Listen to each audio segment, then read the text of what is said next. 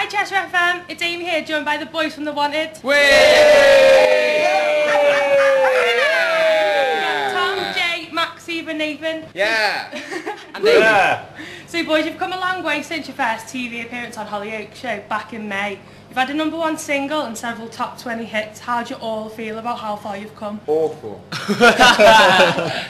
I think we all feel pretty privileged to be in the position we're in, to be doing our first tour this quickly. Well, we were doing a school tour, weren't we, eight months ago, and now we're doing our own veteran small arena tour. So long may it continue, and hopefully this time next year we'll have our own arena tour to do. What about being asked to do the Comic Relief track? How did you all feel about doing that? It was incredible, because you do your own thing and you kind of think, you know, we've got our fan base and we're strong with that. You kind of don't know what industry and outside of people think of you, so for them to think that our fan base can make a real difference to Comic Relief was incredible. And we think it did. It's still raising money now, and it was just really nice to do something that felt really worthwhile. I hope we get to do stuff like that again in the future. So not only did you sing the track for it, you got to do a video. Did you get to decide what you did in the video, or how did it come about? Originally the video was really serious. Story. Yeah, they were quite adamant that it was going to be a real serious video, and we thought, you know what, even if people don't think we're funny, we'd rather try. You know, just at least put on a nose, get in the spirit of it, and everyone seemed to appreciate it, and it was a really fun day, wasn't it? The thing is, it was only like, we did most of the shots that were used in the video in one take. Yeah. I think altogether first time round. 4 takes, the video. Yeah. The serious video will good. never be seen by man. Pardon? The serious one will never be seen by anyone. Or computer. Because it was the worst video ever made. And had we not saved it with the fun parts, it would have been the biggest waste of money Universal have ever done. Well said, well said, well said. It was all strategical plan. What about the song you sung, you know, Go Forever? Yeah. Was that one you've picked yourself, or was that one you was sort of forced upon you? Or? We had that long before we even knew we were doing Comic Relief, and we weren't sure it was going to be the first single off the album, but we definitely wanted it as a single. Yeah. So I think that's partly why the video was just sort of like a real off-the-cuff thing. But it was always going to be a single, and we absolutely love it. We think it's a real different song. It's not just about being in love or falling out of love, or it's about a real special day, and I think that special moment. That fitted for Comic Relief, didn't it? So I think that's why we agreed to do it. And I think we're quite fortunate as well. We never get anything. Literally, we never sat down and told. Yeah, it's never like you have to do this. You have to do.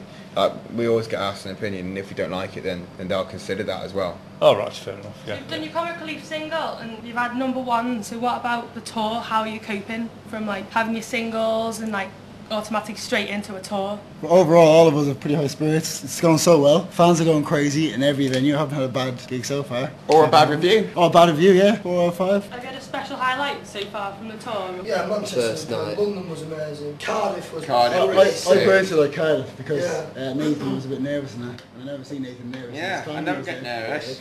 Never. I never see Nathan nervous, right? And I saw Nathan nervous in Cardiff. I was like, ooh, he's nervous. Let's just do it for Nathan. Oh, we're not doing Ireland.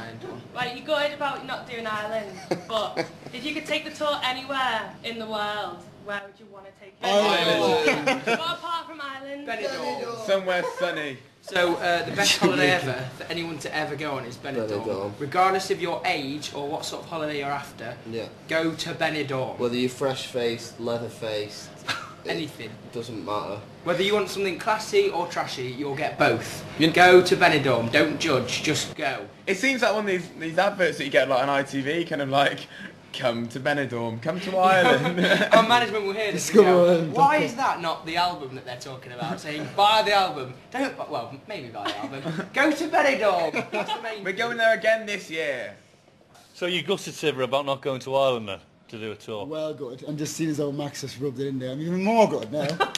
But yeah, we'll get a chance to go back. Just, I think we're concentrating on England at the moment, and the fan base here, and definitely very soon. We're going to Belfast soon, and then we're going to hit Dublin after. Some of the Irish fans made the swim though, didn't they? Yeah, some of the Irish fans came over from Dublin, and came to, which gig was it? Last night's gig? Yeah. Sheffield. Yeah, Sheffield. And you know what was really cool as well? Like even Seaver's family wouldn't even miss out on it. They all flew over to the gig in Bournemouth, and it was a massive If they didn't, I'd surprise. question how supportive they were him on his first headline tour. It was a surprise. They've got bars. A lot of summer gigs coming up now. That's But right. fans are asking me to ask you, what about your second album? When's it going to be coming out, and when are you going to start work on it? I think that's going to be in conjunction with the summer tour and stuff, because this tour is literally, it takes up every second of our day, talking about it, doing it, rehearsing rehearsing stuff, going over everything. But I think with summer dates, it's going to be a bit more relaxed, and that's when we're going to have a lot of studio time and writing time, and sort of hopefully over summer we'll get a lot more out of it, and then by I don't know, maybe coming up to Christmas will be a good time.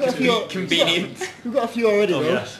Yeah, we've got quite a few in the pipeline. Some half baked, but when they're full cakes, you can all eat them. That means we don't buy them, does it? What's the nicest things your fans have done for you? Obviously, apart from buying your singles, going to your tours, has stood out for you. Getting a tattoo. Oh, really? Yeah. Yeah. That is incredible.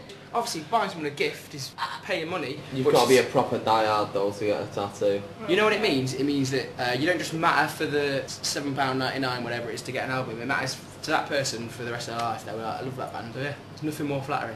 So talking about your fans, you've got your own separate groups, so you've got Tom fans and Nathan fans. Apart from the people who say that you're their favourite member, well, And then we've got Stephen. CVJ and Max fans combined. You know what I mean? Called Who would the you say is the leftovers. best and biggest group out of all of you? You can't say your own group. I think if it was a fight to the death between all our fans, it would probably be Nathan's that win. Not because they're hard. I think, disagree. I think they're all. Quantity. I think there's just that many mental little girls that want to marry Nathan. Tom's are probably the hardest. Like they would scratch. They're angry. Yeah, I'm angry, man. What I can see, right, some girl in stilettos, I don't know, like carrying some bottle of something a bit suspicious, and 20 little girls running at her and just ripping her limb from limb. So I think that Nathan's would win. What about mine? Peacekeepers. Yeah. Nathan's would queue quietly. Mine are too old. Mine just be like, ah, that's right. Come on with me. Mine would try and build a trap. and then probably all get killed.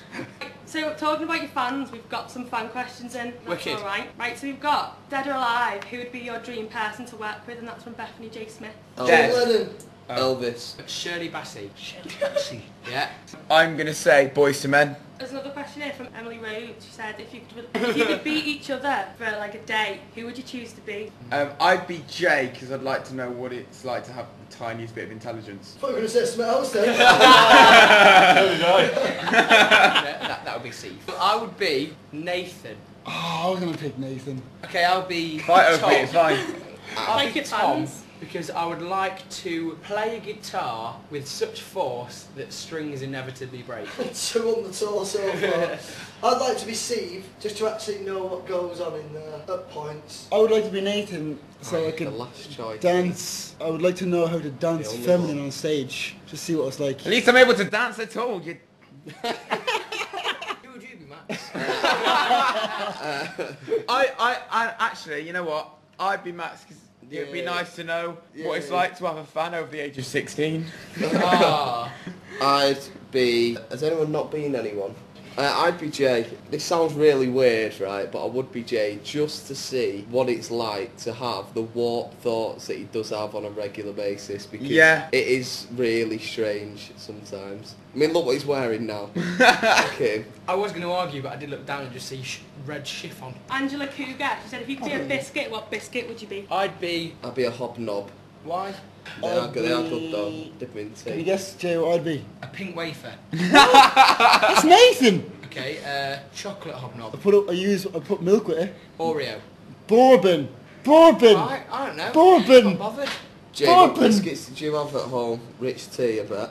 What's wrong with rich tea? Can't do it. Right, I used to have for supper, right, before bed, a yoghurt and 2 biscuits, and there'd be rich tea, and there'd be, you know them The one pink... with the cows on. Do you ever What? have them? What? The biscuits that had like the cow, the picture of the cow on them. Yeah, Did with you the have little them? edges, Yeah. right? You had them? Yeah. Yeah.